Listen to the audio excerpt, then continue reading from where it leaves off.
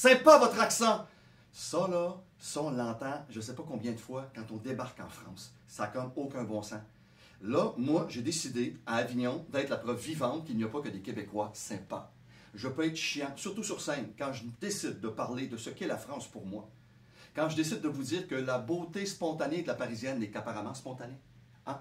Quand je décide de vous dire et de vous cuisiner en vous disant que votre sport national, là, c'est pas le foot, c'est l'art de la polémique. Vous discutez même de choses que vous ne connaissez pas.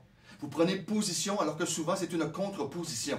Mais je dois avouer qu'un de mes amis bretons me dit « Si on s'entend, surtout à l'apéro, de quoi allons-nous parler entre la poire et le fromage? » Là, j'avoue, total respect, les Français. Mais je ne suis pas seulement critique à votre égard sur scène, je suis aussi critique envers les Québécois. La Québécoise. Le Québécois. Je ne vous en dis pas plus. Regardez mon dos courbé, regardez mon dos se redressir. Je ne vous en dis pas plus, sinon vous ne viendrez pas au Castellet. Mais il y a une chose qui est sûre, par exemple, c'est que la pharmacie française, c'est le paradis, pour moi, polytoxicomane spirituel. Chez nous, on a des médicaments qui ne nous font absolument rien en vente libre. Chez vous, vos médicaments en vente libre tueraient un cheval. Ça, c'est la France que j'aime.